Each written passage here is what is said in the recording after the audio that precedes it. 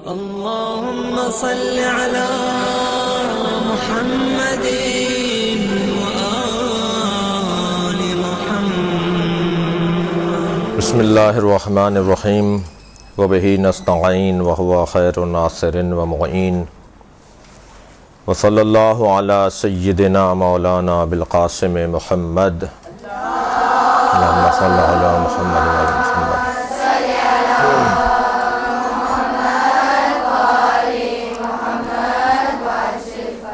وآلہ الطیبین الطاہرین المعصومین ولعنۃ اللہ علی اعدائہم اجمعین من یوم عداوتہم الی قیام یوم الدین.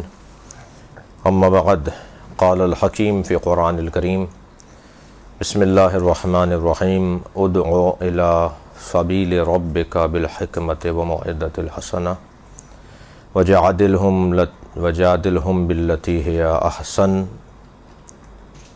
پروردگار عالم کا احسان عظیم ہے کہ اس نے ہمیں آخری زمانے میں پیغمبر اکرم کی امت میں قرار دیا. اس کے احسانات کی ایک طویل فہرست ہے، اس کے کرم کی، اس کی خاص عنایات کی ایک ہمارے اوپر طویل فہرست ہے، جس کا بیان، جس کی گنتی، جس کی شمارش ہمارے بس کی بات نہیں ہے. ان نعمتوں میں سے ایک نعمت یہ ہے کہ اللہ نے ہمیں آخری زمانے میں پیغمبر اکرم کی امت میں، آپ کا کلمہ پڑھنے والوں میں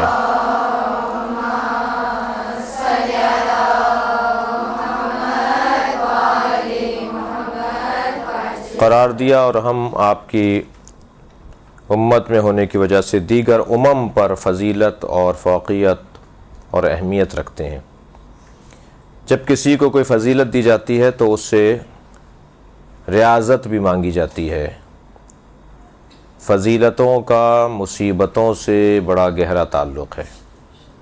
فضیلتوں کا ریاضتوں سے، محنتوں سے، مشقتوں سے، پریشانیوں سے، الجھنوں سے بڑا گہرا تعلق ہے. جو جتنا بڑا صاحب فضیلت ہوگا اتنا ہی اسے پریشانیوں کا سامنا زیادہ کرنا پڑے گا. اللہ کی کسی سے رشتہ داری نہیں ہے، نہ ہی اللہ کی کسی سے پڑوس ہے. اللہ کا کسی سے رشتہ داروں کو بھی خیال رکھنے کا حکم دیا گیا ہے، پڑوسیوں کے خیال رکھنے کا حکم دیا گیا ہے. اللہ کی نہ رشتہ داری ہے کسی سے، نہ اللہ کا پڑوس ہے کسی سے. لہٰذا اللہ پڑوس کی بنیاد پر بھی خیال کرنے والوں میں سے نہیں ہے، رشتہ داری کی بنیاد پر بھی خیال کرنے والوں میں سے نہیں ہے. تو پھر اللہ اگر کسی کا خیال کرے گا تو وہ اس بنیاد پر کرے گا کہ اس نے مصیبت کتنی اٹھائی ہے، پریشانی کتنی اٹھائی ہے، مشکلات کتنے اس نے برداشت کیے ہیں. بس جو جتنی زیادہ مشکلات کا سامنا کرے گا اتنا ہی اسے مقام نصیب ہوتا چلا جائے گا. یہ قاعدہ ہے آٹومیٹک، خود بخود، خودکار. ایک چیز مصیبتیں اور پریشانیاں برداشت کر لینے سے خود بخود مقام نصیب ہوتا چلا جائے گا، خود بخود ہوگا یہ کام. اب انسان کیونکہ عجول ہے، جلد باز ہے، طبیعت میں اس کے جلد بازی ہے، وہ سمجھ نہیں پاتا اور الجھ جاتا ہے. اور جب وہ مصیبتوں کا، پریشانیوں کا سامنا کر رہا ہوتا ہے تو اسے برداشت نہ ہونے کی وجہ سے وہ اس محنت کو ضائع کر دیتا ہے. اور اگر وہ برداشت کر لے، کچھ دن صبر کر لے، اس پریشانی کو گزار دے، تو پھر کچھ دن کے بعد اسے ایک خاص مقام نصیب ہوتا ہے. بس وہ جو کچھ دن تک برداشت کرنے والے لوگ ہیں وہ ہیں اصل میں بڑے لوگ، عظیم لوگ، صاحب مقام اور صاحب منزلت لوگ.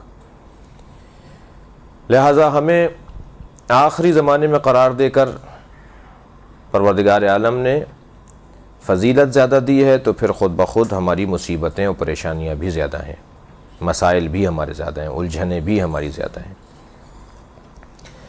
پہلی کلاس کا طالب علم مشکلات میں زیادہ ہوتا ہے یا پی ایچ ڈی کی کلاس کا طالب علم مشکلات میں زیادہ ہوتا ہے؟ یقیناً پی ایچ ڈی کی کلاس کا جو طالب علم ہے وہ زیادہ مشکل میں ہوتا ہے. اسے زیادہ پڑھنا پڑتا ہے، زیادہ دماغ لگانا پڑتا ہے، زیادہ وقت دینا پڑتا ہے، زیادہ اس کا خرچہ ہوتا ہے، زیادہ اسے الجھنوں کا سامنا کرنا پڑتا ہے. اسی طرح ہم اگر آخری امت میں ہیں، یعنی آخری زمانے میں ہیں اور نبی کی امت میں ہیں، تو ہمیں زیادہ مسائل کا سامنا ہے۔ پہلا مقدمہ تو یہ، پہلی بات تو یہ جو آپ سے کرنے کی تھی۔ پھر آخری امت میں بھی، آخری زمانے میں بھی ہم لوگوں نے اپنی مشکلات میں مزید اضافہ کر لیا، ہم نے اپنی پریشانیوں میں مزید اضافہ کر لیا علی ولی اللہ پڑھ کر۔ مولا علی کے شیعہ ہونے کے ساتھ، شیعہ ہونے کی وجہ سے ہم نے اپنی پریشانیوں میں اضافہ کر لیا۔ لا الہ الا اللہ کہنے والوں کی پریشانیاں تھیں، انہوں نے ایک اور جملہ کہہ کر محمد الرسول اللہ اپنی پریشانیوں میں اضافہ کیا، اور ہم نے اپنی پریشانیوں میں ان سے زیادہ اضافہ کر لیا علی ولی اللہ بول کر۔ کسی نے زبردستی ہم سے نہیں کہا تھا کہ ہم علی ولی اللہ بولیں، کوئی ہمیں زبردستی نہیں لے کر آیا کہ ہم شیعہ ہو جائیں، ہمارے بزرگوں نے، اور پھر اب ہم سمجھ رہے ہیں، یعنی خاص طور پہ آپ جو لوگ ہیں، وہ لوگ صرف بزرگوں کے بتائے ہوئے کام پر نہیں عمل کر رہے، بزرگوں نے جس لائن پہ ڈالا ہے اسے آپ سمجھ رہے ہیں، یقین حاصل کرنا چاہتے ہیں۔ اگر اطمینان نہیں ہوگا، یقین نہیں ہوگا، بات سمجھ میں نہیں آئے گی، کوئی کمزوری ہوگی، تو آپ پھر کوئی اور دوسرا رستہ دیکھیں گے، کوئی اور مذہب دیکھیں گے، کوئی اور مکتب دیکھیں گے۔ جہاں تشفی ہوگی، جہاں تحقیق تقاضا کرے گی، جہاں محنت و مشقت اور مطالعہ اور تحقیق تقاضا کرے گی، اس چیز کو آپ لوگ اپنا لیں گے۔ لہٰذا ہم لوگ جو ہیں اس وقت جو یہاں بیٹھے ہیں، ہم لوگ اپنی مشکلات میں اضافے کا اہتمام کر رہے ہیں، اور پھر اپنے لیے تسلی کا سامان بھی فراہم کر رہے ہیں کہ کیا کریں کہ ہمیں یہ تشفی رہے کہ ہم جہاں بیٹھے ہیں، جہاں ہیں، جس مکتب پر ہیں، جس مسلک پر ہیں، جس سوچ اور جس آئیڈیالوجی سے ہمارا تعلق ہے، جس طرز فکر سے ہمارا تعلق ہے، وہ طرز فکر بہترین ہے، اس سے بہتر نہیں ہے، اس سے اچھا نہیں ہو سکتا۔ اس کے علاوہ کہیں جائیں گے تو پشیمانی کا سامنا ہوگا، کسی اور سے ہم دوستی کریں گے تو ندامت کا سامنا ہوگا۔ کیا کریں کہ ہم اس مکتب پر اور اسی سوچ پر رہتے ہوئے اپنے دل کو بھی مطمئن کریں۔ اس کے لیے آپ تحقیق کر رہے ہیں، پڑھ رہے ہیں، مطالعہ کر رہے ہیں، اساتذہ سے استفادہ کر رہے ہیں، مگر اتنا ضرور ہے کہ ہم نے خود سے پریشانیوں کو مول لیا ہے۔ یہ ٹارگٹ کلنگ، یہ مشکلات، یہ پریشانیاں، یہ محرومیاں، یہ جگہ جگہ پر ہمارے ساتھ ظلم و زیادتی، عالمی سطح پر یا ملکی سطح پر، یہ سب اس وجہ سے ہے کہ ہم نے خود سے قبول کیا ہے۔ کچھ لوگ وہ ہوتے ہیں جو موت کو ڈھونڈ رہے ہوتے ہیں، کچھ لوگ ہوتے ہیں جنہیں موت ڈھونڈ رہی ہوتی ہے۔ موت تو سب کو ڈھونڈ رہی ہے، کمال یہ ہے کہ ان میں سے قرار پائیں جو موت کو ڈھونڈ رہے ہوں۔ کسی کو پریشانی ڈھونڈتی ہے، کوئی ہے جو پریشانی کو ڈھونڈتا ہے، آؤ مقابلہ کرو ہمارے ساتھ۔ حضرت موسیٰ اللہ سے سوال کر رہے ہیں، یا اللہ میں تیری خاطر کس سے الجھوں جا کر، اللہ میں کس سے تیری خاطر جا کے لڑوں، تو بتا تیری خاطر کس کا مقابلہ کروں۔ حضرت احدیت نے یعنی اللہ نے حضرت موسیٰ سے کہا اذهب الى فرعون انه طغى، فرعون سے جا کے لڑو، یہ مجھ سے لڑ رہا ہے، یہ طاغی ہو گیا ہے، یہ باغی ہو گیا ہے، یہ میرا مخالف اور میرا دشمن ہو گیا ہے، اس سے جا کے لڑو۔ اذهب کہا جا رہا، جاؤ لڑنے جاؤ، اس سے جاؤ الى فرعون انه طغى، جو بغاوت کر رہا ہو، جو طغیان کر رہا ہو، جو لڑائی کر رہا ہو، اس کی طرف جاؤ۔ کیا مطلب ہے پھر؟ اس کا مطلب ہے مقابلہ کرو اس کا۔ تو ہم نے بھی بہت دل سے، پسند سے اس مکتب کو انتخاب کیا ہے۔ ہمارے بزرگوں نے اگر خدا نخواستہ بالفرض محال اتفاقی طور پہ عرض کر رہا ہوں کہ کسی نے تصادفاً اتفاقاً مذہب کو اختیار کیا تھا، بغیر سمجھے کیا تھا، تو ہم الحمدللہ سمجھ کر یہ کام کرنا چاہ رہے ہیں، اور اتنا طے ہے کہ اس سے بہتر کوئی سوچ نہیں ہے، اس سے بہتر کوئی دین نہیں ہے، اس سے بہتر مکتب نہیں ہے، اس سے بہتر انداز تفکر نہیں ہے، اس سے بہتر رہنما نہیں ہے، اس سے بہتر رہنمائی کے اصول نہیں ہے۔ ہم بڑے ہی دھڑلے سے اور بڑے ہی اطمینان کے ساتھ کسی سے بھی ہم مناظرے کو چیلنج کر سکتے ہیں کہ ہم سے آ کے بات کرو، اس سے بہتر کوئی نہیں ہے، ہم سے آ کے بات کرو۔ ہم میرٹ پر بات کرنے والے لوگ ہیں، ہم اہلیت اور صلاحیت کی بنیاد پر جینے والے لوگ ہیں، ہم قابلیت کی بنیاد پر لوگوں کو جن کو مانتے ہیں قابلیت کی بنیاد پر مانتے ہیں، جس کی ایک موٹی سی مثال یہ ہے کہ حضرت آدم کو مسجود ملائکہ کس بنیاد پہ قرار دیا گیا؟ کیا سبب تھا کہ حضرت آدم فرشتوں سے افضل قرار پائے؟ وہ سبب تھا علم۔ علم میں حضرت آدم سبب بنا تھا۔ پوچھا تھا دونوں سے کہ تم بتاؤ ہؤلاء اسماء، یہ کیا ہیں؟ تو فرشتے نہیں بتا پائے اور حضرت آدم بتا سکے، تو فوراً فرشتوں سے کہا کہ آدم کو سجدہ کریں۔ جب حضرت آدم کو سجدہ ہوا تو اس کا سبب کیا قرار پایا؟ علم کی فضیلت۔ جو زیادہ بڑا عالم ہوگا اتنا ہی صاحب فضیلت ہوگا، اتنا ہی اس کا مقام بلند ہوگا۔ اگر قرآن کی تعلیم کی روشنی میں فضیلت علم کو حاصل ہے تو پھر بعد از پیغمبر اگر کوئی اصحاب پیغمبر میں اور امت محمدیہ میں کوئی عالم ہے تو وہ مولا کائنات کی ذات ہے۔ مولا نے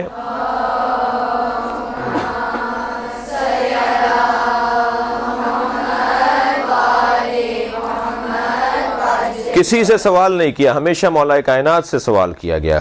علی نے کسی سے جا کے مسئلہ نہیں پوچھا، اس لیے کہ علی مسئلہ پوچھنے میں کسی سے محتاج نہیں تھے۔ علی کے پاس قابلیت اور علمیت اتنی زیادہ تھی کہ علی سے لوگ پوچھتے تھے، مولا علی کسی سے نہیں پوچھتے تھے۔ حتیٰ آپ نے دیکھا کہ شورا کی جب میٹنگ ہوئی، یعنی خلافت کے تعین، پہلا دور حکومت گزرا، دوسرے دور حکومت گزرا، جب تیسرا دور حکومت اور دور خلافت آنے لگا تو 6 رکنی ایک کمیٹی اصحاب پیغمبر کی بن گئی تھی کہ جو طے کرے گی کہ اب خلیفہ کون ہے۔ تو اس میں بھی مولا کائنات نے جو اپنے بارے میں استدلال کیا تھا وہ یہی کیا تھا، کیونکہ شرط لگا دی گئی تھی کہ جو قرآن، سنت اور سیرت شیخین کے اوپر عمل کرے گا وہی خلیفہ بنے گا۔ تو اس وقت مولا علی علیہ السلام نے ارشاد فرمایا تھا کہ قرآن کو مجھ سے زیادہ بہتر کوئی نہیں جانتا، سیرت پیغمبر کو مجھ سے زیادہ بہتر کوئی نہیں سمجھتا، اور کسی اور کی سیرت پر عمل میں تب کروں کہ جب میری سیرت ان کی سیرت سے زیادہ کم ہو یا میری سیرت سے زیادہ ان کی سیرت بہتر ہو۔ میں کسی اور کی سیرت پہ عمل کرنے کے لیے اس لیے تیار نہیں ہوں کہ میرا عمل، میرا کردار، میری سیرت سب سے زیادہ روشن اور واضح ہے۔ تو یہاں مولا کائنات نے اپنی فضیلت کو بھی عنوان قرار دیا تھا اسی بنیاد پر کہ میں قابل زیادہ ہوں ان سے، میرے اندر فضیلت زیادہ ہے ان سے، علمی اعتبار سے بھی میں دوسروں سے زیادہ فضیلت رکھتا ہوں، کردار اور سیرت کے حوالے سے بھی میں دوسروں سے زیادہ مضبوط ہوں۔ اس لیے قاعدہ یہی ہے کہ جو زیادہ قابل ہوگا اس کی پیروی کی جائے گی، جو کم قابل ہوگا اس کی پیروی نہیں کی جائے گی، بلکہ وہ پیروی کرے گا اس کی کہ جو زیادہ قابل ہوگا۔ یہ دلائل ہیں، یہ موٹی موٹی سی باتیں ہیں۔ آپ موٹی موٹی باتیں میرے محترم سننے والے اگر اپنے پاس رکھیں، اور ان میں سے ایک یہ کہ ہم اگر مکتب اہل بیت کے پیروکار ہیں، اگر ہم اہل بیت کے چاہنے والے ہیں تو ہمارے پاس دلیل یہ ہے کہ اہل بیت سے زیادہ بافضیلت امت محمدیہ میں کوئی نہیں ہے۔ یہی ہمارے پاس مضبوط دلیل ہے، اور اس کے اوپر اور بہت سارے دلائل قائم کیے جا سکتے ہیں۔ آپ ایک مقالہ بھی اس پہ تیار کر سکتے ہیں، اس پہ اور شواہد بھی لا سکتے ہیں۔ مثلاً آپ ہر دور امامت کے اندر جائیے کہ جس دور میں جس امام کی امامت کا دور تھا اس دور میں ان سے زیادہ قابل کوئی نہیں تھا، یعنی یہ طے شدہ ہے، تمام مکاتب اسلامیہ کے بزرگوں نے لکھا ہے۔ مثلاً امام جعفر صادق کے دور میں ان سے بہتر کوئی نہیں تھا۔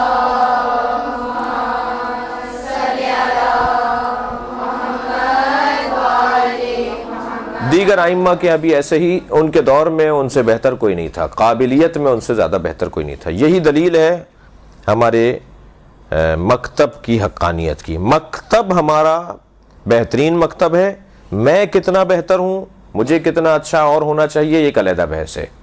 شیعت کا موضوع علیحدہ ہے، شیعہ کا موضوع علیحدہ ہے، اسلامی تعلیمات اور ہیں، مسلمانوں کی جو اعمال ہیں وہ علیحدہ موضوع ہے۔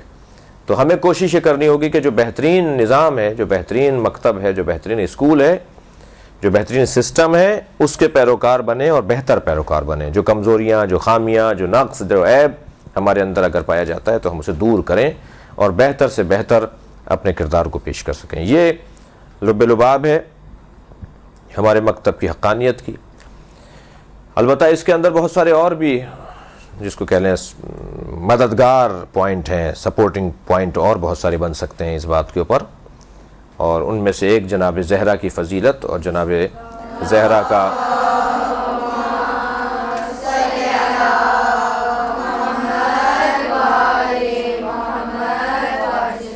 اور بی بی کی مظلومیت، بی بی کے ساتھ جو کچھ ہوا وہ خود ایک عنوان ہے مکتب اہل بیت کی حقانیت کے اوپر۔ تو اس کے پاس کیونکہ علوم آل محمد کا ایک بہت عظیم ذخیرہ ہے اس مکتب کے پاس، ہمارے پاس نہج البلاغہ ہے، ہمارے پاس صحیفہ سجادیہ ہے، ہمارے پاس احادیث ائمہ اہل بیت ہیں، ہمارے پاس کربلا جیسی عملی ایک سیرت ہے، ہمارے پاس ائمہ اہل بیت کی قربانیاں ہیں، ہمارے پاس مظلومیت کا ایک بہت بڑا عنوان ہے۔ تاریخ میں جو مکتب، جو مسلک، جو سوچ، جو سمجھ مظلوم واقع ہوئی ہے، ظلم کا نشانہ بنی ہے، وہ ہمارے پاس موجود ہے۔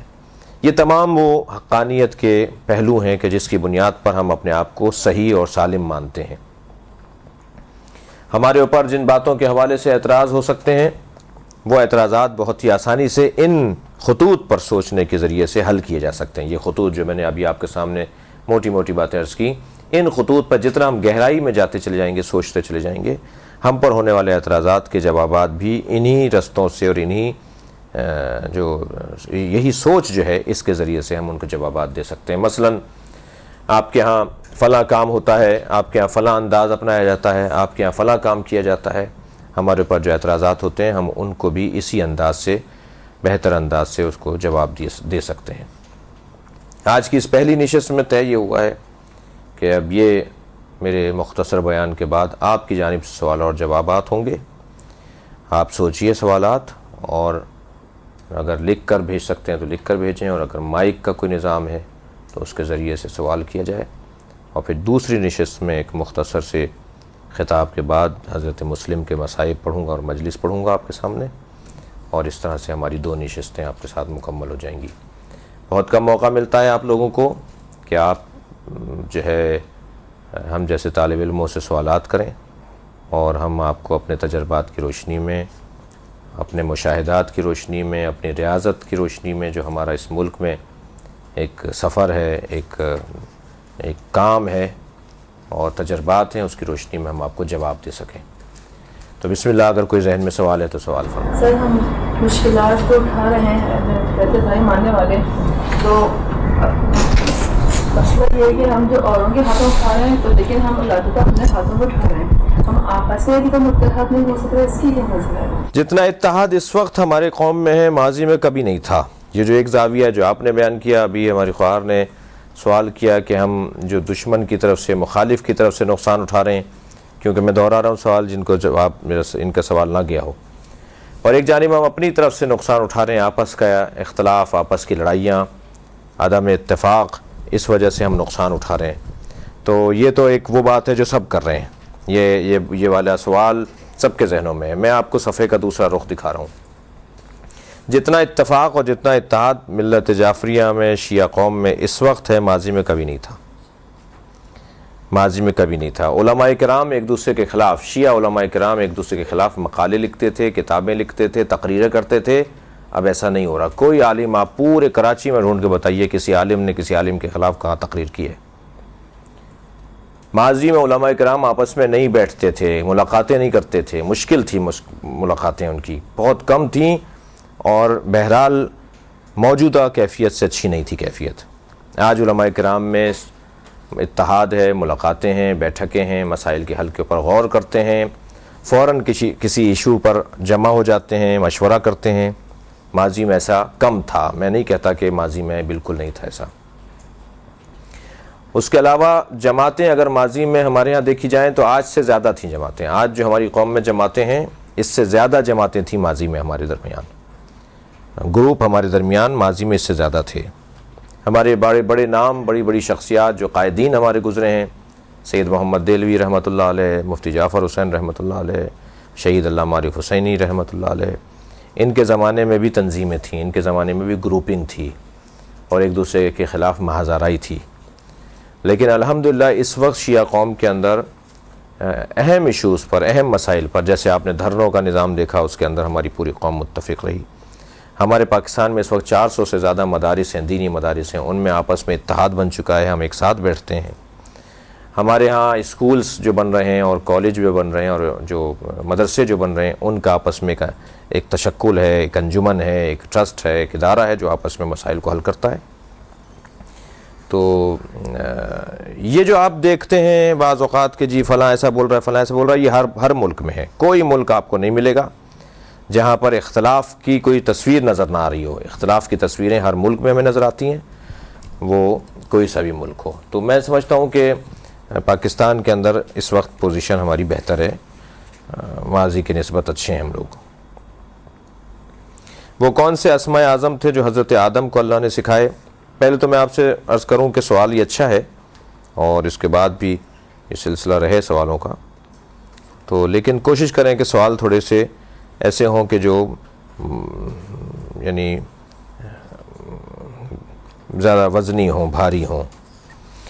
وہ کون سے اسماء اعظم تھے جو حضرت آدم کو اللہ نے سکھائے؟ روایات میں ہیں پنجتن کے نام تھے جن کے بارے میں اللہ نے پوچھا کہ یہ ہاؤلاء اسماء، یہ اسماء کیا ہیں، بتاؤ ہمیں کہ یہ اسماء کیا ہیں۔ تو وہ پنجتن کے نام تھے جنہیں حضرت آدم تطبیق دینے میں کامیاب رہے کہ یہ جو نور ہے یہ محمد کا، یہ نور ہے علی کا، یہ نور فاطمہ کا، یہ حسن یہ حسین کا نور ہے، انہیں وہ بتانے میں کامیاب رہے۔ 72 فرقے ہیں، کیوں اور تفصیل؟ 72 فرقوں والی جو حدیث ہے وہ بعض علماء کے نزدیک غیر مستند حدیث ہے۔ پیغمبر فرما رہے ہیں میرے بعد 72 فرقے ہوں گے، یہ حدیث مستند نہیں ہے، اگرچہ بحار الانوار میں یہ حدیث ہے، اگرچہ اور بہت سی کتابوں میں ہمارے یہاں یہ حدیث ملے گی، لیکن 73 فرقے، 73 فرقوں کی جو حدیث ہے، ادھر 72 لکھے ہوئے، یہاں سوال میں 72 کہا انہوں نے۔ 73 فرقوں کی جو حدیث ہے وہ کہ 72 دوزخی ہوں گے اور ایک فرقہ جو ہے وہ جنتی ہوگا، ناجی ہوگا، نجات یافتہ ہوگا، یہ حدیث ضعیف ہے۔ فرقے اور گروپ اور جو ہے وہ مختلف دھڑے اگر علمی ہیں اور اگر علم کی بنیاد پر گروپ بنے ہیں تو انہیں ہونا چاہیے، بہت اچھی بات ہے۔ پیغمبر نے خود اختلاف کی بنیاد ڈالی ہے، اختلاف امتی رحمہ، میری امت کا اختلاف رحمت ہے۔ تو اختلاف اگر علمی ہو، اختلاف اگر تحقیقی ہو، اختلاف اگر سمجھنے کے لیے اور تفحص کرنے کے لیے ہے تو اختلاف رحمت پروردگار ہے۔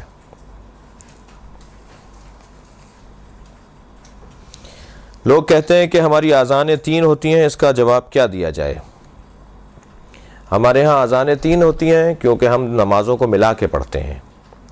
سوال یہ ہے کہ ہم کیونکہ تعداد میں دنیا میں کم ہیں اس لیے ہم سے سوال کیا جاتا ہے، جبکہ ہمیں سوال کرنا چاہیے اپنے دوستوں سے کہ پیغمبر اکرم نے نمازیں ملا کر پڑھیں، ظہر عصر کو پیغمبر نے ملا کے پڑھا اور علیحدہ علیحدہ بھی پڑھا، مغرب عشاء کو پیغمبر اکرم نے ملا کے پڑھا اور علیحدہ علیحدہ بھی پڑھا۔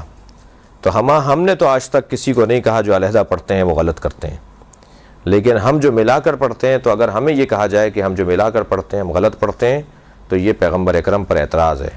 پیغمبر اکرم نے دونوں طریقے پر عمل کر کے دکھایا تاکہ میری امت آسانی میں رہے۔ صحیح بخاری، صحیح مسلم، اہل سنت کی کتابوں میں روایت موجود ہیں۔ اب جب آپ کو 2 نمازوں کو ملا کے پڑھنا ہے تو اذان کا فلسفہ ہے اعلان، لوگوں کو آگاہ اور اطلاع کرنا کہ نماز کھڑی ہو رہی ہے، جماعت کھڑی ہو رہی ہے۔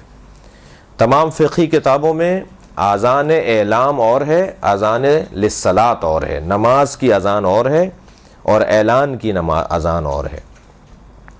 تو لاؤڈ اسپیکر پر جو اذان کہی جاتی ہے وہ اذان کہی جاتی ہے اعلام کی اذان، یعنی اعلان کی اذان۔ اعلام بھی لفظ صحیح ہے میم کے ساتھ اور نون کے ساتھ، اعلان بھی لفظ صحیح ہے۔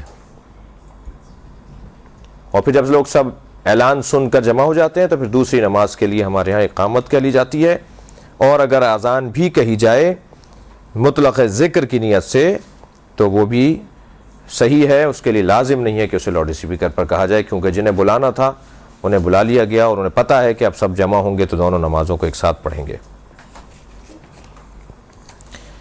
عورتوں کا دھرنوں میں جانا کیسا ہے؟ جیسے ہماری شیعت کے مطابق ہوں، جن میں ہماری ضرورت ہو۔ عورتوں کا دھرنوں میں جانا یا کسی بھی احتجاج میں جانا یا کسی بھی ریلی میں جانا جہاں قومی فریضہ بنتا ہو، قومی ذمہ داری بنتی ہو، اپنی حمیت، غیرت، اپنے اتحاد کا ثبوت اس کا لازمہ قرار پائے، جس سے قوم کو تقویت پہنچے، جسے ملت کو اعتماد ملے، تو جہاں مردوں کا جانا ضروری ہے وہاں عورتوں کا جانا بھی روکا نہیں گیا ہے، انہیں منع نہیں کیا گیا ہے۔ بعض اوقات ان کے جانے سے تقویت ملتی ہے، بعض اوقات ان کے جانے سے اور زیادہ بہتر وقار سامنے آتا ہے۔ آج کل سننے میں آ رہا ہے کہ زنجیروں کا ماتم کرنا یا ویسے ماتم کرنا غلط ہے، یہ بتائیے کہ ماتم کرنا ٹھیک ہے؟ ماتم کے بارے میں ہمارے پاس دلائل بہت زیادہ ہیں۔ حضرات اصحاب پیغمبر اور حضرات ازواج پیغمبر نے ماتم کیا ہے، یہ اہل سنت کی کتابوں میں درج ہے، اور ائمہ اہل بیت نے ماتم کیا ہے۔ اور ماتم مطلقاً اپنے بدن کے اوپر اس حد تک ہاتھ مارنا ہے کہ جس سے جان کا خطرہ نہ ہو، اور اپنے بدن کو تکلیف اس حد تک پہنچانا اس عشق اور محبت کے اظہار کے اندر کہ جس سے جان جانے کا خوف نہ ہو، اس کی اجازت دی ہے تمام مجتہدین نے ائمہ کی روایات کی روشنی میں۔ خونی ماتم کے اوپر حضرت آیت اللہ خامنئی نے روکا ہے، حضرت آیت اللہ سیستانی نے سکوت کا حکم دیا ہے، خاموشی کا حکم دیا ہے۔ وہ کہتے ہیں جی میں کچھ نہیں بولوں گا، خاموش رہوں گا اس موضوع پر۔ اور دیگر مجتہدین میں ایک بہت بڑی تعداد نے جو ہے وہ یہی نظریہ جو آغا سیستانی کا ہے اسے انتخاب کیا ہے، اور ایک تعداد نے آغا خامنئی کے نظریے کو انتخاب کیا ہے۔ ہمارے ہاں عزاداری مسلم ہے، لیکن طریقے مختلف ہو سکتے ہیں۔ امام حسین کی عزاداری میں شیعہ قوم میں پوری دنیا میں اختلاف نہیں ہے، لیکن عزاداری کے طریقوں میں ہمارے یہاں اختلاف ہو سکتا ہے۔ پاکستان میں یہ انداز ہے، انڈیا میں وہ انداز ہے، ایران میں وہ انداز ہے، مثلا مختلف ممالک میں عزاداری کے طریقوں میں اختلاف ہو سکتا ہے، لیکن اصل عزاداری متفق ہے، اس میں ہماری قوم میں پوری دنیا میں کہیں اختلاف نہیں ہے۔ اللہ نے شیطان کو کہا کہ حضرت آدم کو سجدہ کرے تو اس نے اللہ کی نافرمانی کی اور جنت سے نکل گیا۔ انسان تو روزانہ اللہ کی نافرمانی کرتا ہے، اس کے ساتھ اتنا برا کیوں نہیں کیا جاتا؟ شیطان کا اور حضرت آدم کا اور فرشتوں کا جو واقعہ ہے جو قرآن مجید سورہ بقرہ کے اندر موجود ہے، یہ واقعہ ایک مثال بنانا تھا اللہ کو۔ تو اگر اللہ ایک ایک کو پکڑ پکڑ کے نکالے گا، اگر اللہ ایک ایک کے ساتھ یہی کرے گا جو شیطان کے ساتھ کیا ہے، تو پھر اللہ کے پاس تو معاذ اللہ کوئی اور کام باقی نہیں رہا، وہ یہی کام معاذ اللہ کرتا رہے گا۔ اس نے ایک مثال دے دی کہ یہ ہوتا ہے انجام، یہ ہوتا ہے ایسے شخص کا اختتام کہ جو میری نافرمانی کرتا ہے۔ تو کچھ کو ایک کو اسی وقت سزا دے کر اللہ نے دکھا دیا، اور کچھ کے لیے آخرت رکھ لی تاکہ ہو سکتا ہے یہ توبہ کر لیں، معافی مانگ لیں، اپنی غلطیوں کا ازالہ کر لیں۔ نافرمانی کر لی ہے لیکن ممکن ہے اس کا ازالہ کرنا ان کے لیے میسر ہو جائے۔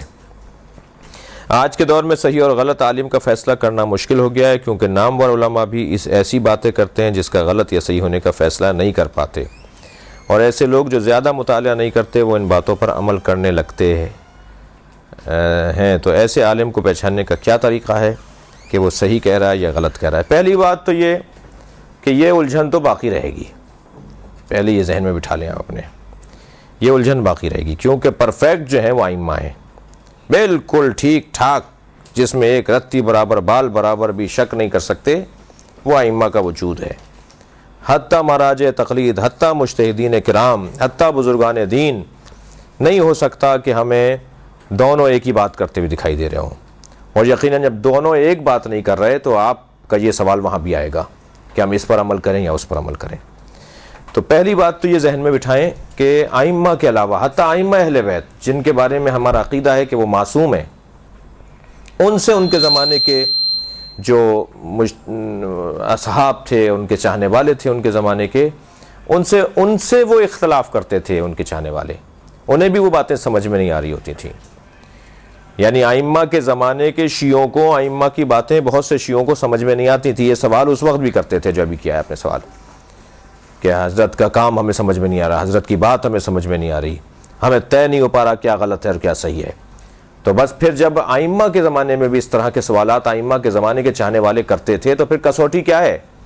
کسوٹی اور پیمانہ کیا ہے؟ کسوٹی اور پیمانہ جو وہاں تھا وہ واضح اور روشن اور بہت ہی صاف ستھرا ہے، اور یہاں اس سے ہمیں مدد مل سکتی ہے۔ وہاں کیا تھا؟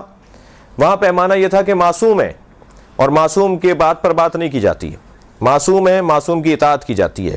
ہمیں اگر سمجھ میں نہیں آ رہا کہ یہ غلط کہہ رہے ہیں یا یہ صحیح کہہ رہے ہیں تو ہمیں اپنے آپ کو سمجھانا ہے کہ کیونکہ کہنے والا معصوم ہے ہم غلط ہو سکتے ہیں، یہ غلط نہیں ہو سکتا۔ یہ قاعدہ ائمہ کے یہاں تھا۔ ہمارے ہاں یعنی علماء کرام یعنی غیر معصوم کے ہاں یہ کیا قاعدہ کیسے بنے گا؟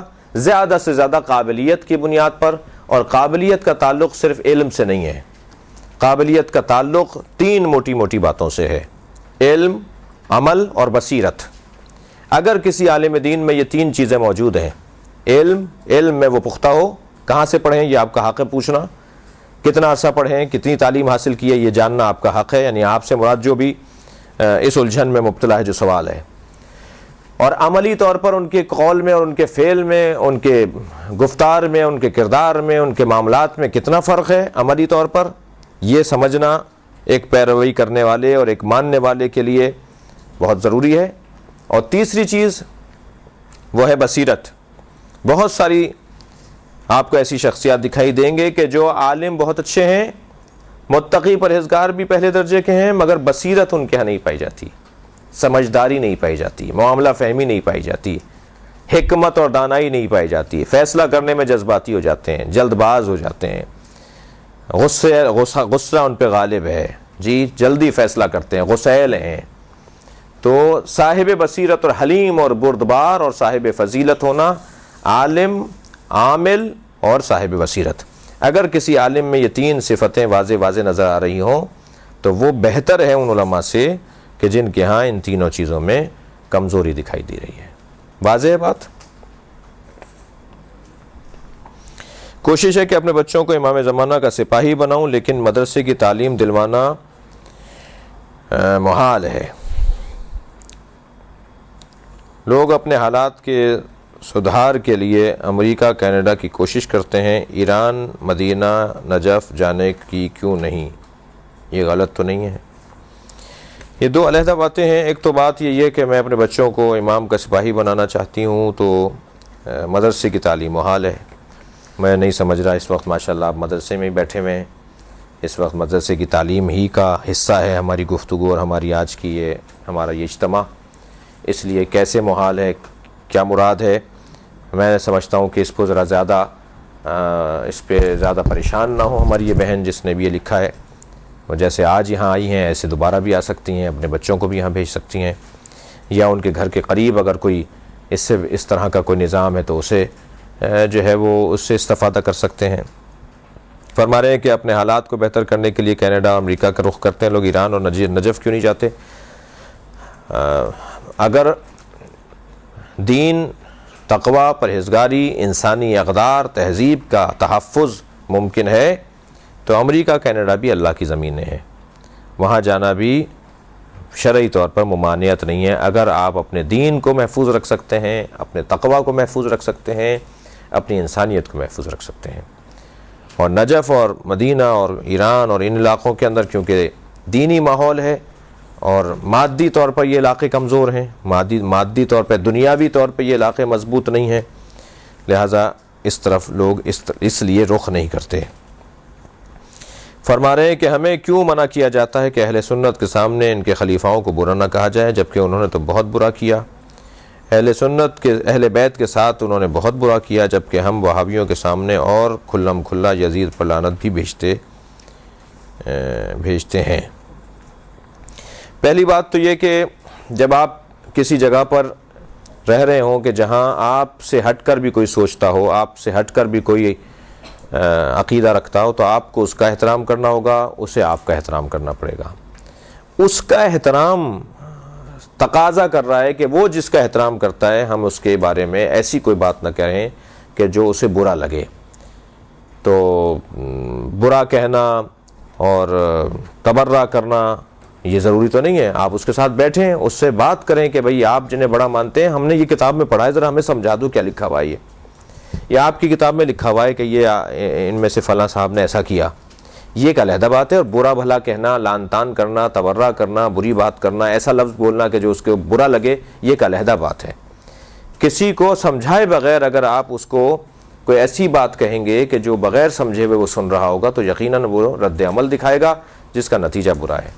تو یہ کہا جاتا ہے کہ ان کو برا نہ کہا جائے, اس لیے کہا جاتا ہے تاکہ فساد نہ ہو, غلط فہمیاں نہ ہوں, لڑائی جھگڑے نہ ہوں.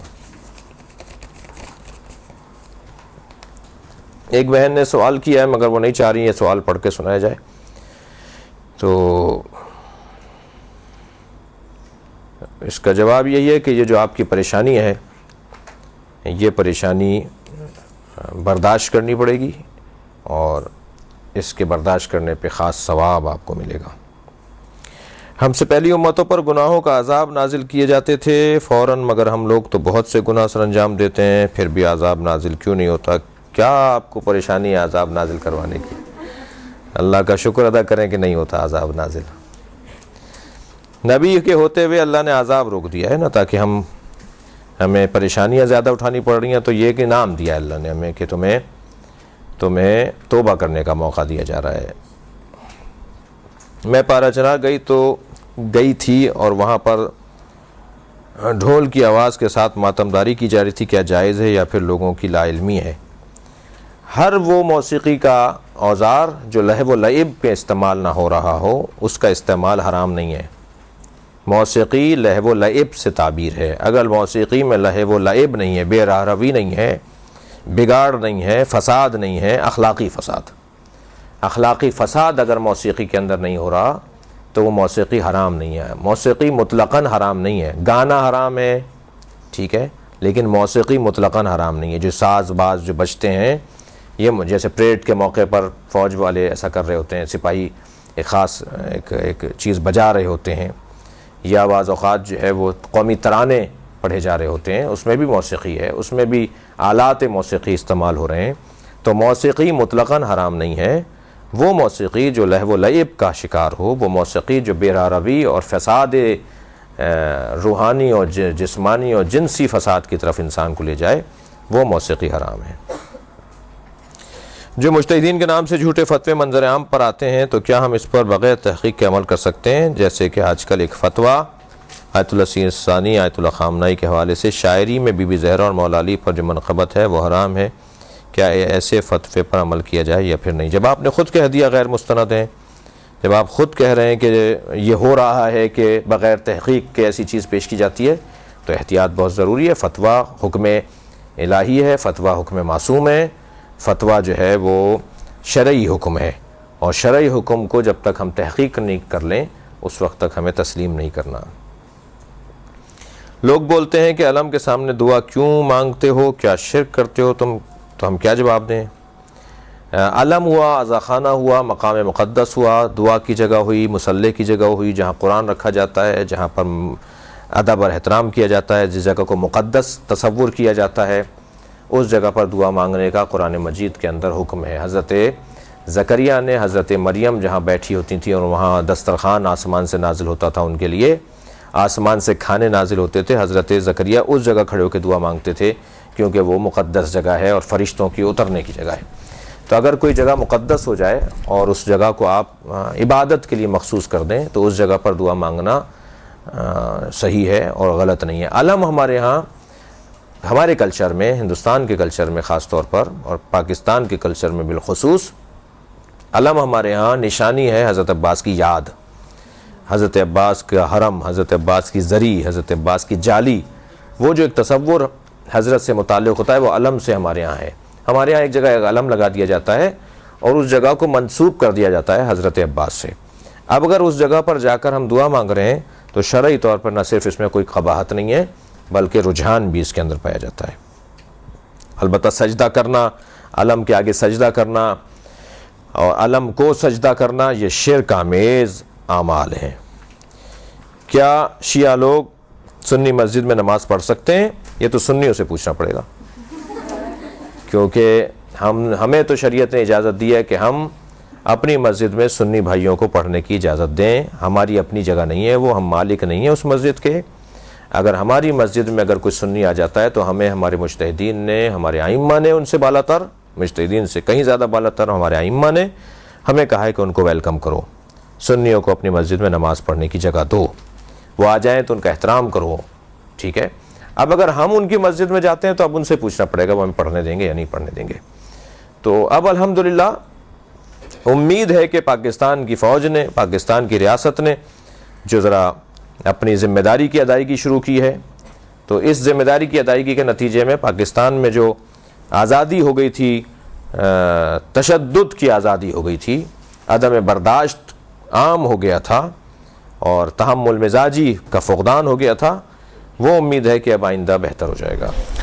اعوذ باللہ من الشیطان الرجیم،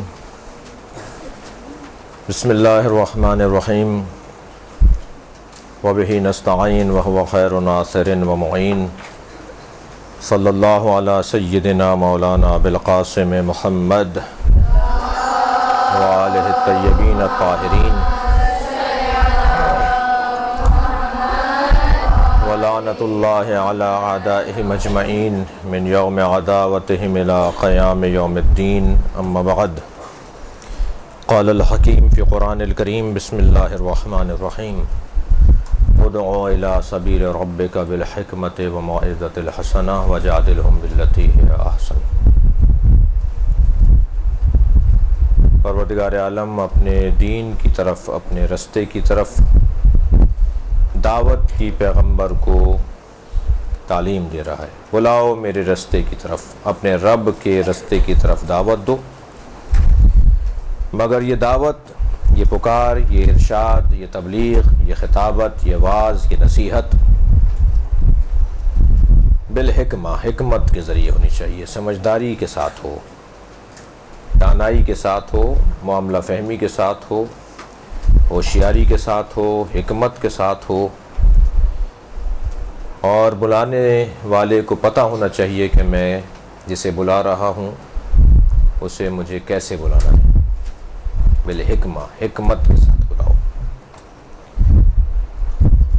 انداز تمہارا حکیمانہ ہونا چاہیے، انداز تمہارا مصلحانہ ہونا چاہیے، تمہارا انداز ہمدردی کا ہونا چاہیے، تمہارا انداز حریصانہ ہونا چاہیے، حریص ہو جاؤ کسی کو اچھا بنانے میں۔ تمہیں جب لوگوں کو بلانا ہے تو اس انداز سے بلاؤ کہ تم گویا ان کے بہت مخلص ہو، ان سے بہت سچے ہو، ان سے بہت پیار کرتے ہو، جنہیں تم سبیل رب کی طرف، اپنے رب کے رستے کی طرف بلا رہے ہو۔ انہیں اس بات کا احساس دلاؤ، انہیں اس بات کا باور کرواؤ کہ تم ان سے محبت کرتے ہو، تم انہیں اچھوت اور تم انہیں بد کردار اور تم انہیں گناہگار اور تم انہیں جہنمی اور تم انہیں عذاب الہی کا مستحق اور تم انہیں جاہل نہیں سمجھتے ہو، تم ان سے نفرت نہیں کرتے ہو۔ تمہارے بلانے میں انداز ایسا نہ ہو کہ تم یہ احساس دلا دو کہ تم انہیں جاہل سمجھتے ہو، پلید سمجھتے ہو، گندہ سمجھتے ہو، گناہگار سمجھتے ہو، جہنمی سمجھتے ہو، برا سمجھتے ہو۔ کبھی بھی ڈاکٹر مریض سے نفرت نہیں کرتا بلکہ مرض سے نفرت کرتا ہے۔ ایک بلانے والا، ایک پکارنے والا، ایک دعوت دینے والا، ایک تعلیم دینے والا، ایک سمجھانے والا، ایک مصلح، ایک معلم، ایک استاد، ایک ٹیچر اپنے شاگرد سے، اپنے مبلغ سے، اپنے مخاطب سے، اپنے مقابل سے، اپنے سامنے آنے والے سے نفرت نہیں کرتا بلکہ پیار کرتا ہے، محبت کرتا ہے۔ لہذا پیغمبر اکرم کی صفات میں سے بھی ایک صفت ہے حریص علیکم بالمؤمنین رؤوف الرحیم۔ پیغمبر کی صفت یہ ہے کہ میرا پیغمبر لقد جاءکم رسول من انفسکم حریص علیکم، آیت یہ ہے۔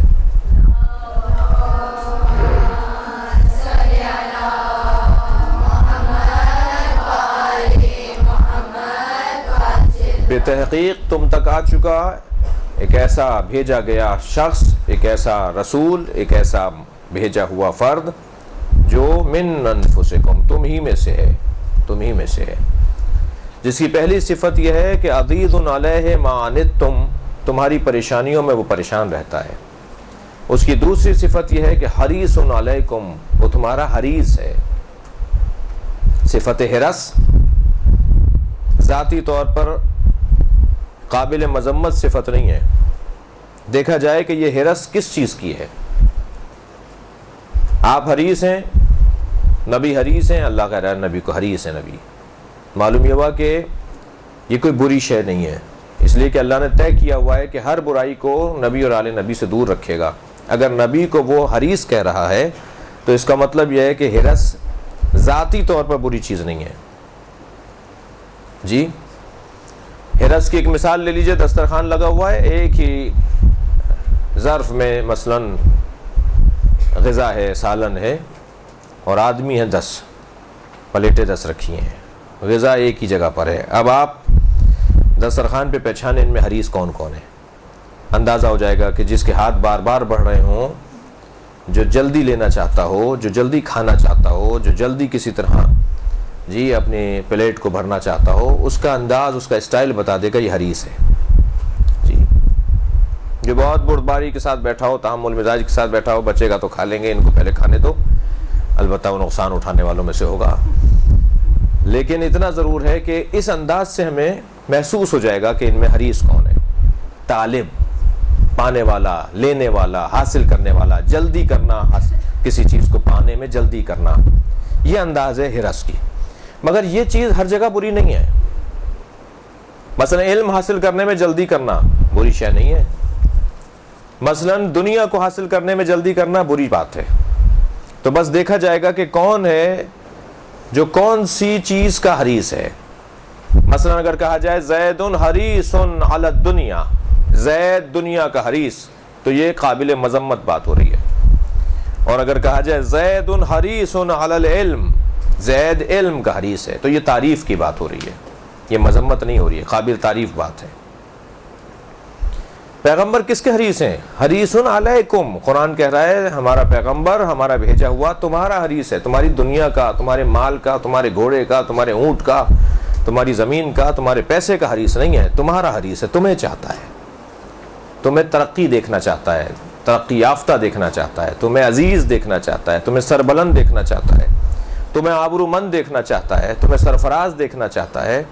وہ دیکھنا چاہتا ہے کہ کس طرح سے تم ترقی کرو، تمہیں پشیمانیوں، ندامتوں اور نقمتوں کا سامنا نہ کرنا پڑے، بلکہ تمہیں وہ سربلند دیکھنا چاہتا ہے، بلند دیکھنا چاہتا ہے. حریص علیکم بالمومنین رؤوف الرحیم. اور ہمارے نبی کی تیسری صفت یہ ہے کہ وہ مومنین پر رؤوف بھی ہیں اور رحیم بھی ہیں. لہٰذا یہاں پر جو ہمیں دعوت سبیل رب کا اللہ حکم دے رہا ہے، پیغمبر کو حکم دے رہا ہے، اور قاعدہ کاسوٹی پیمانہ پیغمبر کے ذریعے سے فراہم کیا جا رہا ہے کہ جو اللہ کے رستے کی طرف بلانے والے لوگ ہوں ان میں کیا صفتیں ہونی چاہیے. جو اللہ کے رستے کی طرف بلانے والے لوگ ہوں یعنی آپ لوگ، ان میں کیا صفت ہونی چاہیے. آپ لوگوں کو اچھائی کی طرف بلانے کا ارادہ رکھتے ہیں، آپ چاہتے یہ ہیں کہ معاشرے میں اچھائیوں کو فروغ ملے، برائیوں کا خاتمہ ہو، نیکیاں عام ہوں، عبادتیں فروغ پائیں، گناہوں کا خاتمہ ہو، سکون اور چین ہمارے گھروں پر حاکم ہو جائے. تو اس کام کو کرنے والے کی کچھ صفتیں ہیں، اس کام کو کرنے والے کے لیے کچھ اصول دیے گئے ہیں. ادعو الی سبیل ربک، دعوت دینے والے قرار پاؤ، مبلغ بنو، اللہ کے رستے کی طرف لوگوں کو تبلیغ کرو. اور یہ طے ہے کہ جو مبلغ ہے اسے پہلے مبلغ ہونا پڑے گا، جو پہلے اسے خود سمجھنے والا بننا پڑے گا، پھر سمجھانے والا بن سکے گا. وہ پہلے اسے مبلغ بننا ہے، کوئی اسے سمجھائے اس قابل، اسے اس کے لیے تیاری کرنی پڑے گی. جب وہ خود سمجھ لے گا تو پھر مبلغ بنے گا. پہلے شاگرد بننا پڑے گا پھر استاد بنے گا، پہلے سمجھے گا پھر سمجھائے گا نا، ایسا ہی ہے. ادعو الی سبیل ربک، اپنے رب کے رستے کی طرف بلاؤ، اپنے رب کے رستے کی طرف. رب کہہ کر اللہ نے ایک اور پیغام بھی دیا ہے جس میں رافت ہے، محبت ہے، اپنائیت ہے، پیار ہے. رب، رب کے لفظ میں پیار پایا جاتا ہے، لفظ رب میں محبت پائی جاتی ہے، لفظ اللہ میں جلالت پائی جاتی ہے، لفظ قہار میں جلالت پائی جاتی ہے. لیکن لفظ رب پالنے والا، کھلانے والا، پرورش کرنے والا، محبت کرنے والا، رب کے رستے کی طرف بلاؤ. ایسے رستے کی طرف بلاؤ، اس کے رستے کی طرف بلاؤ جس کو ربوبیت کے رشتے سے یاد کیا جا رہا ہے. اور وہ ربوبیت کا رشتہ پیار کا رشتہ ہے. ڈرو نہیں، گھبراؤ نہیں، اللہ کی طرف بلاؤ. اور اللہ یعنی جو رب ہے.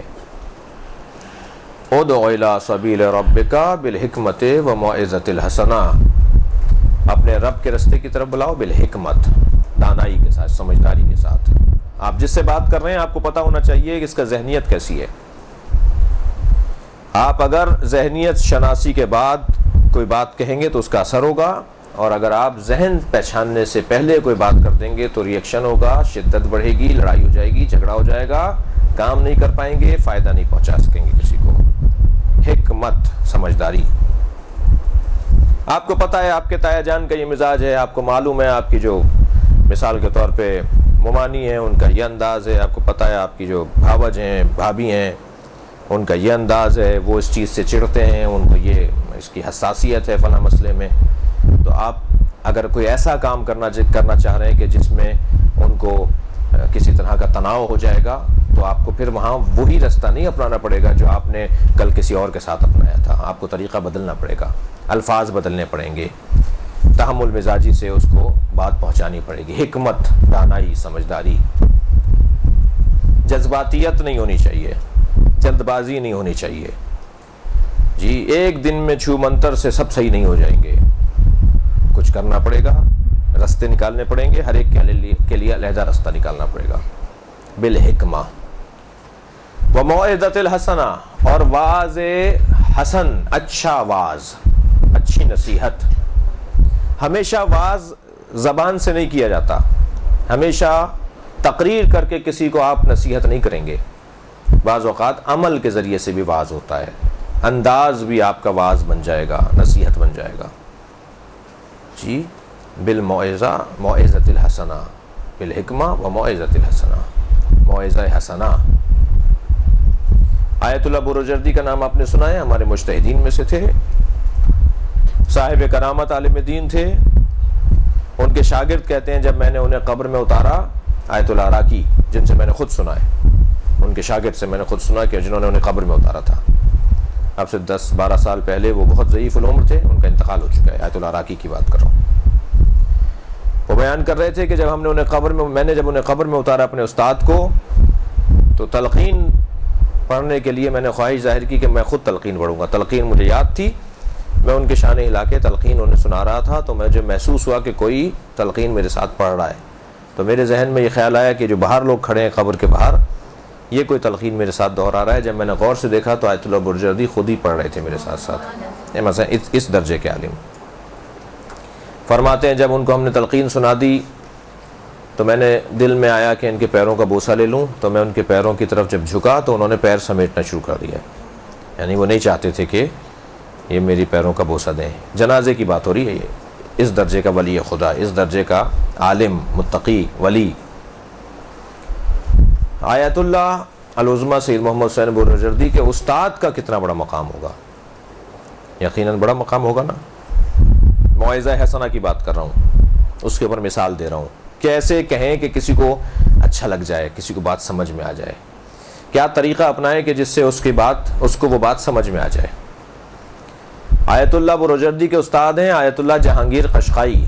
آیت اللہ اور عالم دین تو بعد میں ہوں گے، 40 سال تک وہ دیندار نہیں تھے، دین کے قریب نہیں تھے، کوئی تعلق نہیں تھا ان کا مذہب سے اور دین سے، 40 سال کی عمر تک موسیقار تھے، موسیقی بجا کر، گانے گا کر اپنے گھر چلا رہے تھے، کوئی دین کا تعلق، ان کا دین سے ان کا کوئی تعلق نہیں تھا۔ وہ موسیقی کے جو آلات ہوتے ہیں ان میں ایک آلہ ہوتا ہے جس میں ایک تار لگا ہوا ہوتا ہے، وہ تار بجاتے ہیں تو آواز آتی ہے، پھر وہ اس کو بجا کر جو ہے وہ لوگوں کو جمع کرتے ہیں، گانا گاتے ہیں، اور پھر سکے مل جاتے ہیں اور گھر میں راشن آ جاتا ہے۔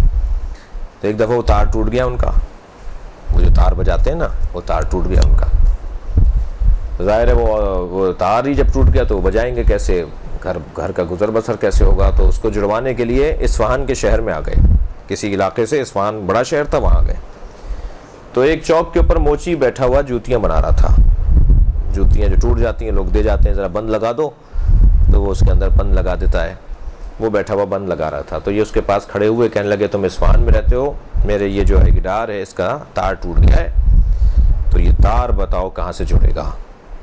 تو موچی نے سر سے لے کے پیر تک دیکھا اور کہا تمہارا جو اللہ سے تار ٹوٹا ہوا ہے اس کی بھی فکر ہے، تمہارا بھی تو تار ٹوٹا ہوا ہے،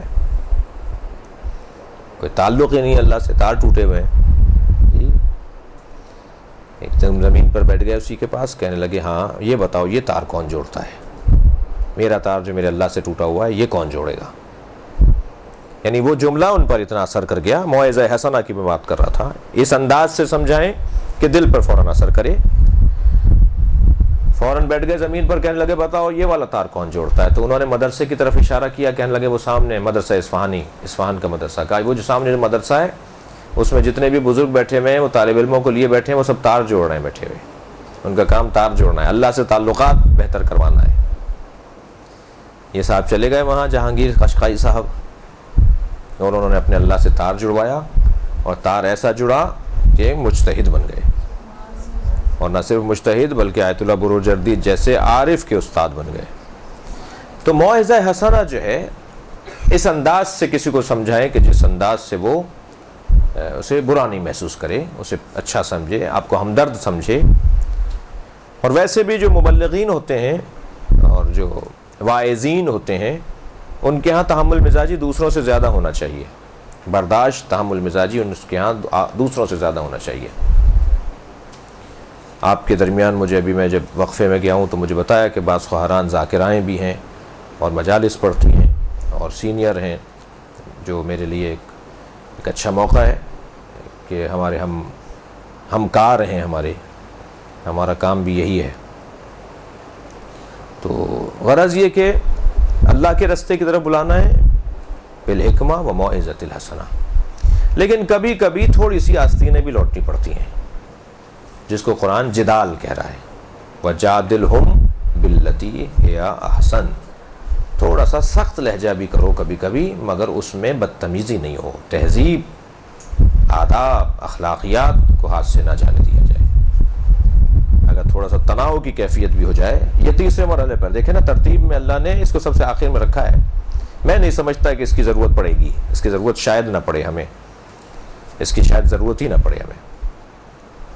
تیسرے مرحلے پہ جا کر وَجَادِلْهُمْ بِالَّتِي هِيَ أَحْسَنُ، تیسرے مرحلے پہ جا کر جدال ہو، اور جدال بھی جدال احسن ہونا چاہیے،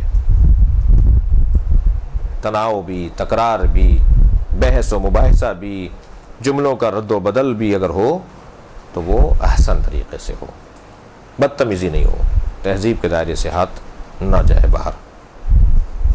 یہ ہمیں خطوط دی ہیں پروردگار عالم نے معاشرے میں خوبیوں کو عام کرنے کی، اچھائیوں کو بڑھانے کا، یہ ہمیں اللہ نے ایک دستور دیا ہے، جس دستور کے مطابق ہم اور آپ میں سے بہت سے، ممکن ہے سب بچیاں، سب خواہران یہ نہ چاہتی ہوں کہ ہم جا کے کوئی تقریر کریں، ہم کوئی جا کر مجلس پڑھیں، ہم اس لیے یہاں نہیں پڑھنے آ رہے کہ ہم مجلس بھی پڑھیں جا کر، ہم تو خود صرف اپنے لیے پڑھنے آئے ہیں، خود اپنی اصلاح کرنے آئے ہیں، اپنی معلومات بڑھانے آئے ہیں، اپنے آپ کو اچھا انسان بنانے کے لیے مدرسے میں آ رہے ہیں۔ سب ضروری نہیں ہے کہ مجلس پڑھنے کا بھی شوق رکھتے ہوں، البتہ یہ بات بھی ذہن میں رہے کہ ضروری نہیں ہے کہ آپ اگر مجلس پڑھنے کا ارادہ نہیں رکھتے تو آپ مبلغ نہیں ہوں گے۔ مبلغ تو انسان اپنے عمل سے ہوتا ہے، اس کا اٹھ بیٹھ، اس کا بولنا، اس کے رویے، اس کی روش، اس کے طریقے خود ایک تبلیغ ہے۔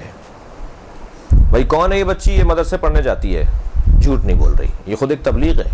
اب آپ کو کہنے کی ضرورت نہیں ہے جھوٹ نہیں بولا کرو، بھائی آپ نہیں بول رہی جھوٹ، یہ خود ایک تبلیغ ہے جی۔ غیبت نہیں کر رہی، یہ خود ایک تبلیغ ہے۔ کسی کے لیے برا نہیں سوچ رہی، یہ خود ایک تبلیغ ہے۔ آپ کو کہا آپ کے کزن بچی نے، آپ کی عزیز نے کہ چلو فلاں کو ایسے تکلیف دیتے ہیں، فلاں کو تنگ کرتے ہیں، تو آپ نے کہا نہیں یہ بری بات ہے، اللہ رسول اس کو پسند نہیں کرتے، ائمہ اس کو اچھا نہیں سمجھتے، تو یہ خود آپ کا اس کے کہنے پر عمل نہ کرنا، برا کام نہ کرنا، اس برائی کی طرف نہ جانا، یہ خود ایک تبلیغ ہے نا۔ ضروری تو نہیں کہ آپ تقریر ہی کریں گے تو کسی کو سمجھائیں گے، یہ عمل آپ کا ایک خود ایک تبلیغ ہے۔ لہذا ایک بہت بڑی ذمہ داری ہے، دینی نمائندے ہیں، آپ کا حلیہ، آپ کا لباس، آپ کا اسکارف، آپ کا مقنا، آپ کی چادر، آپ کے موزے، آپ کے دستانے، آپ کا عمومی جگہوں پر بناؤ سنگھار کے ساتھ نہ جانا، آپ کا وقت پہ عبادت، بہت سارے اچھے کاموں کی طرف آپ کا عملی طور پر آپ کا چلنا، یہ خود ایک چلتی پھرتی ایک تبلیغ ہے، ایک گھومتی پھرتی ایک تبلیغ ہے۔ اور یقیناً جو اللہ کے دین کی طرف لوگوں کو اپنے عمل کے ذریعے سے بلاتے ہیں، جو اپنے کردار کے ذریعے سے لوگوں کو اپنے اللہ کے دین کی طرف بلاتے ہیں، ان کا مقام اللہ کے نزدیک بلند ہے۔ یہ ذہن میں رہے آپ کو کہ جس کا مقام اللہ کے نزدیک بلند ہوتا ہے، اللہ اسے تکلیف میں مبتلا کرتا ہے، اس لیے کہ جس سے اللہ کو پیار ہوتا ہے، اللہ اسے اور ترقی دینا چاہتا ہے اور مشکلات میں ڈالنا چاہتا ہے۔ من طلبنی فقد وجدنی ومن وجدنی فقد عرفنی ومن عرفنی فقد عشقنی ومن عشقنی فقد قتلتہ۔ جس نے مجھے طلب کیا اس نے مجھے پا لیا، جس نے مجھے پا لیا اس نے مجھے پہچان لیا، جس نے مجھے پہچان لیا وہ میرا عاشق ہو گیا، جو میرا عاشق ہو گیا میں اسے قتل کر دیتا ہوں۔ اللہ کہہ رہا ہے یہ جی۔ بعض بچیوں نے سر اٹھا کے دیکھا یہ کیا ہوا آخر میں جی۔ جو مجھے ڈھونڈتا ہے میں اسے مل جاتا ہوں، جو مجھے پا لیتا ہے وہ میری معرفت حاصل کرتا ہے، جو میری معرفت حاصل کر لیتا ہے وہ میرا عاشق ہو جاتا ہے۔ اور جو میرا عاشق ہو جاتا ہے انا قتلتہ، میں اسے قتل کر دیتا ہوں، میں اسے مار دیتا ہوں۔ ومن انا قتلتہ فعلی دیتہ، اور جسے میں قتل کرتا ہوں اس کی دیت بھی میرے اوپر ہے، میں نے قتل کیا ہے نا تو دیت بھی میں دوں گا، بدلہ بھی مجھ سے ہی لیا جائے گا۔ جو مارتا ہے اسی سے بدلہ لیا جاتا ہے نا، جو قتل کرتا ہے اسی سے بدلہ لیا جاتا ہے۔ اللہ حدیث قدسی میں کہہ رہا ہے جسے میں قتل کر دیتا ہوں اس کی دیت بھی میرے اوپر ہے، وَأَنَا دِيَتُهُ، اور میں خود اس کی دیت بن جاتا ہوں، یعنی میں اس کا ہو جاتا ہوں۔ پھر بہت بڑا مقام ہے یہ، عرفاء کا، اولیاء الہی کا مقام ہے۔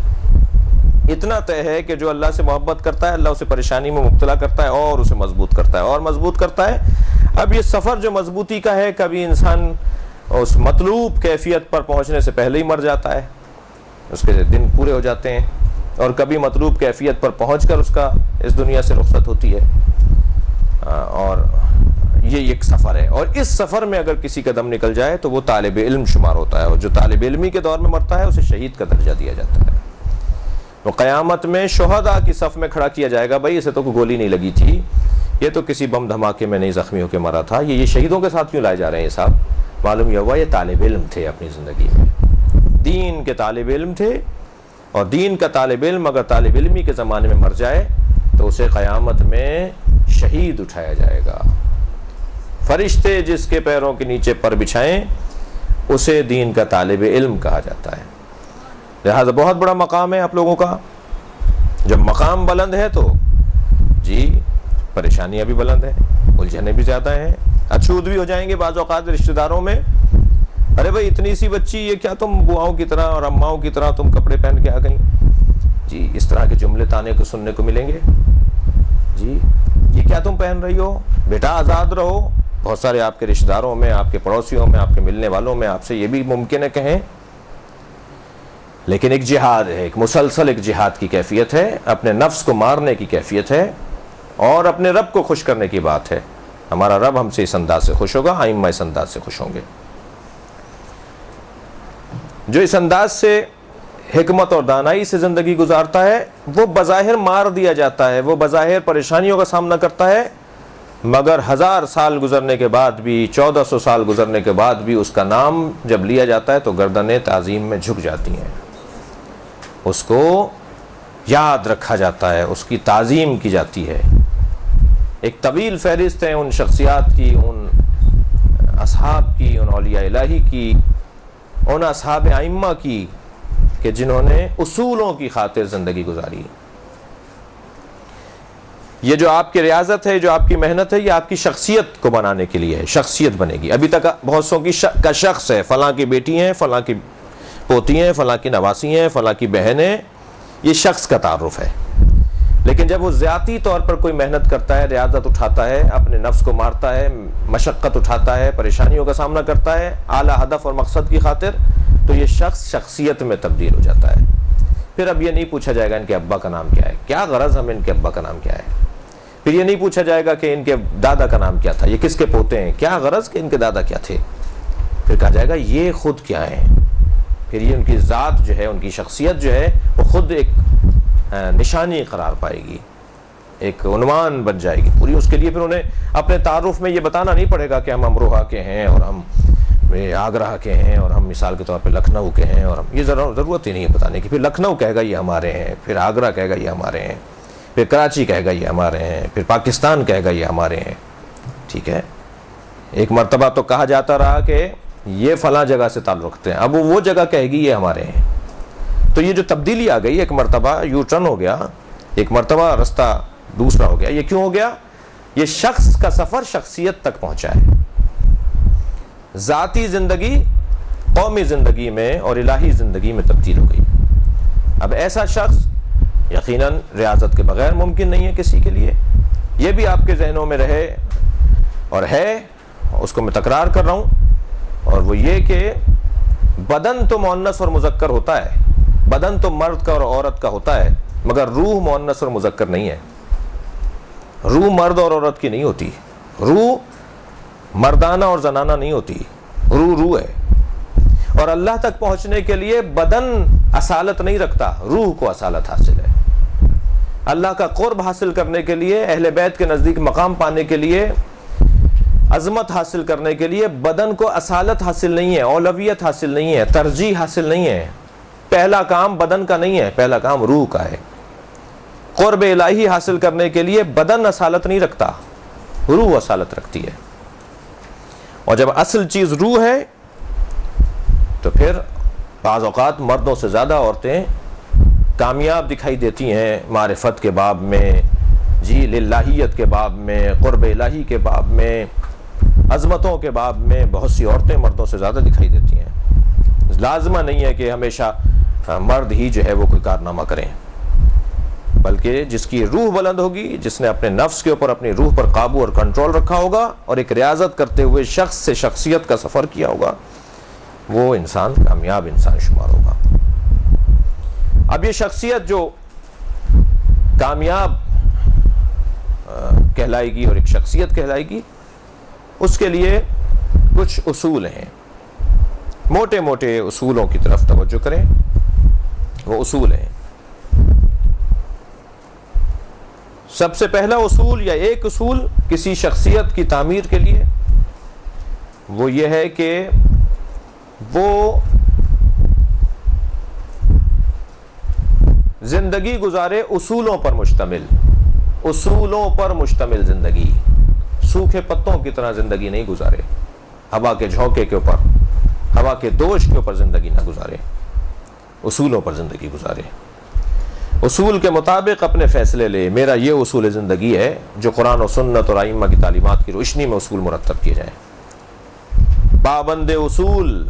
مجھے معلوم ہو رہا ہے تھوڑا تھوڑا چھوٹی بچیاں ذرا تھک رہی ہیں، لیکن تھوڑی سی اور برداشت کر لیجیے مجھے تھوڑی دیر اور. کیا ٹائم ہو رہا ہے جی؟ 5:45 ہو رہے ہیں. بس 5-8 منٹ اور ہیں آپ کے ساتھ. جی اصولوں پر مشتمل زندگی ہو، اصولوں پر مشتمل زندگی. وہ اپنی دنیا کو ترک کر دے، وہ اپنی لذت کو ترک کر دے، وہ اپنے مادی جو سہولتیں ہیں انہیں ترک کر دے، کیونکہ اصولوں سے ٹکرا رہے ہیں. وہ مادی اصول، مادی سہولتیں، وہ دنیا اصولوں سے ٹکرا رہی ہے، لہذا چھوڑ دیا ہم نہیں لے رہے اس چیز کو، اس لیے کہ ہمارے اصول نہیں کہہ رہے. حضرت مسلم ابن عقیل کو حضرت ہانی ابن عروہ نے کہا کہ عبید اللہ ابن زیاد میری عیادت کرنے آ رہا ہے، میں پانی مانگوں گا تو آپ سمجھ لیجئے گا کہ میں آپ کو اشارہ دے رہا ہوں کہ اب بہترین وقت ہے کہ آپ پردے کے پیچھے سے آ کے اس کو خنجر مار دیں. میں جب دیکھوں گا کہ موقع کب بہتر ہے، میں اسی وقت کہوں گا کہ مجھے پانی پلایا جائے. تو پانی تو میرا غلام لے کر آئے گا، کوئی اور لے کر آئے گا، آپ سمجھ لیجئے گا کہ میں آپ کو بلا رہا ہوں کہ اسے آ کے مار دیں. عبید اللہ ابن زیاد مر جائے گا. کوفے میں سب سے بڑا مزاحم ہے، سب سے بڑی رکاوٹ ہے، لہٰذا جب وہ مر جائے گا تو رکاوٹ دور ہو جائے گی.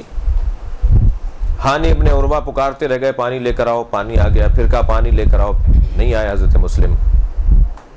یہاں تک کہ جی کچھ کہہ رہی ہیں آپ؟ یہ ہماری بہن کچھ کہہ رہی ہے. کچھ کہہ رہی ہیں؟ اچھا ہم سے کہہ لیجئے، آپس میں نہیں کہیے، ٹھیک ہے. ایک صلوات پڑھیں ذرا محمد و آل محمد پر.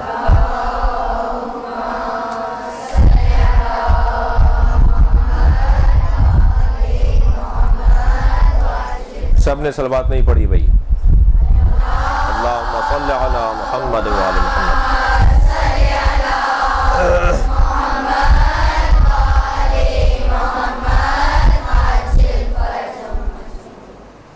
حضرت مسلم نہیں آئے مارنے کے لیے خنجر.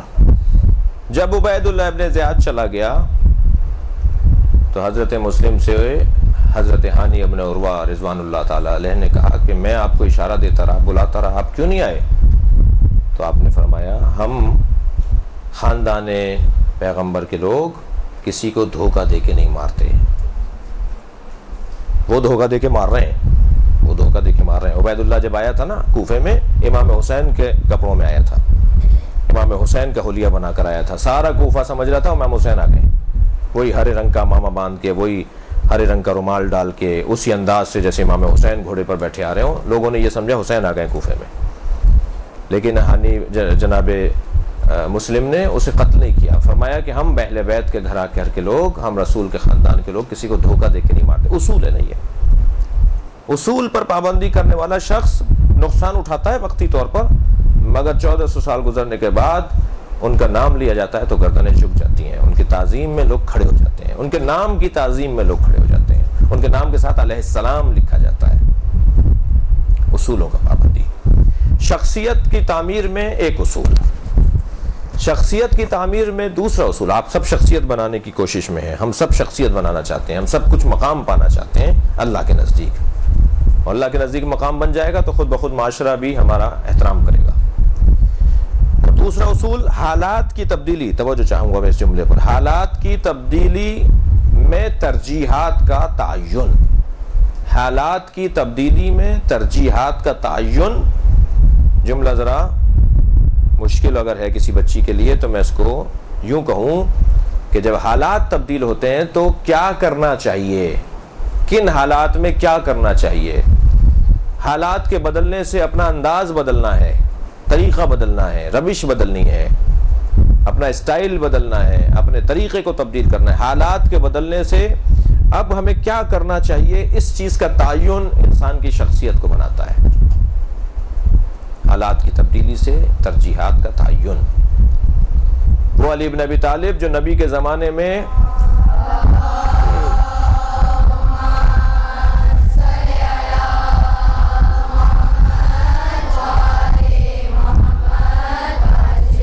دسیوں جنگوں میں مولا نے اپنے زور بازو کو اور اپنی تلوار کی دھار کو ثابت کیا، وہ حالات کے بدلنے سے تقریباً 25 سال تک خاموش رہے گھر میں۔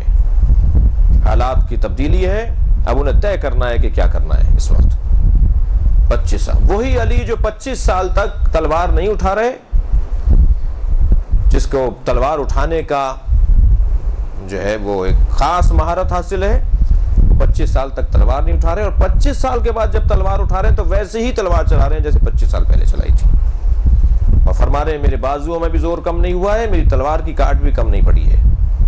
اور پھر یہ جو اب تلوار انہوں نے چلائی ہے وہ بالکل ہی نرالا انداز ہے، بالکل ہی مختلف ہے۔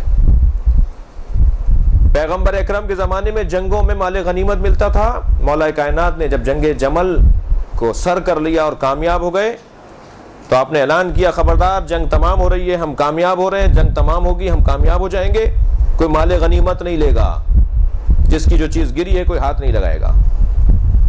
بعض صحابہ نے کہا یا علی آپ سنت پیغمبر سے روگردانی کر رہے ہیں، یہ پیغمبر کی سنت ہے کہ جنگوں کے اختتام پہ جو لوگ ہارنے والے ہوتے تھے، جو ناکام ہوتے تھے، ان کے جو گھوڑے، ان کے سامان، ان کے زیورات، ان کے کپڑے، ان کی چیزیں، ان کے خیموں میں ان کے رکھا ہوا سامان، وہ تو بھاگ جاتے تھے یا مر جاتے تھے جنگ جب ختم ہوتی تھی۔ تو پیغمبر کی سنت یہ ہوتی تھی کہ وہ چیزیں مال غنیمت میں تقسیم ہوتی تھی مسلمانوں کے درمیان۔ مولا نے فرمایا کوئی نہیں لے گا، کوئی کسی چیز کو ہاتھ نہیں لگائے گا۔ یہ حالات کی تبدیلی سے ترجیحات کا تعین علی کر رہے ہیں۔ لوگوں نے کہا آپ سنت پیغمبر سے روگردانی کر رہے ہیں، حضرت نے فرمایا نہیں، میں سنت پیغمبر سے روگردانی نہیں کر رہا، میں ناموس پیغمبر کا تحفظ کر رہا ہوں۔ اس لیے کہ اگر تم نے مال غنیمت لینے کی میں نے تمہیں اجازت دے دی تو تم اس لشکر کی عورتوں کو بھی کنیز بناؤ گے، اور اس لشکر میں جو عورتیں ہیں وہ تمہاری مائیں ہیں، ماؤں کو کنیز بناؤ گے۔ حضرت عائشہ تھی نا، اس لشکر میں تمہاری مائیں ہیں۔ حالات کی تبدیلی سے ترجیحات کا تعین کرنا کیا ہے، کیسے اس مرحلے کو گزارنا ہے۔ غرض آپ اور ہم سب کی کوشش یہ ہے کہ ہم اللہ کے نزدیک مقام پائیں، اور اللہ کے نزدیک جب ہمارا مقام ہو جائے گا تو خود بخود عوام تو پھر ہمارے پیچھے ہے، عوام کو تو پھر اللہ ہمارے پیچھے لگائے گا، عوام کو ہمیں ڈھونڈنا نہیں پڑے گا، لوگوں کو ہمیں جمع نہیں کرنا پڑے گا، خود بخود لوگ ہمارے پیچھے لگیں گے، اس لیے کہ اللہ چاہتا ہوگا کہ لوگ ہمارا احترام کریں۔ اور امام حسین کیا فرماتے ہیں، اللہ جس نے تجھے پا لیا اس نے کیا کھویا، اور جس نے تجھے کھو دیا اس نے کیا پایا۔ ایک جگہ اور امام حسین فرماتے ہیں کہ اللہ جس نے لوگوں کی خاطر تجھے چھوڑ دیا اسے نہ لوگ ملے نہ تو ملا، اور جس نے تیری خاطر لوگوں کو چھوڑ دیا اسے تو بھی ملا اور لوگ بھی اسے ملے۔ لہذا اصل جو ہے وہ قرب پروردگار، اپنے رب کی رضایت، اپنے مالک کو خوش کرنے کا ہدف اور مقصد ہے، اور پھر خود بخود دنیا بھی پیروں کے نیچے آ جائے گی۔ کچھ سوالات کے ہم جوابات نہیں دے پائے، انشاءاللہ کسی اور مرحلے پر اگر یہ توفیق حاصل ہوئی آنے کی تو ان سوالات کے جوابات دیں گے۔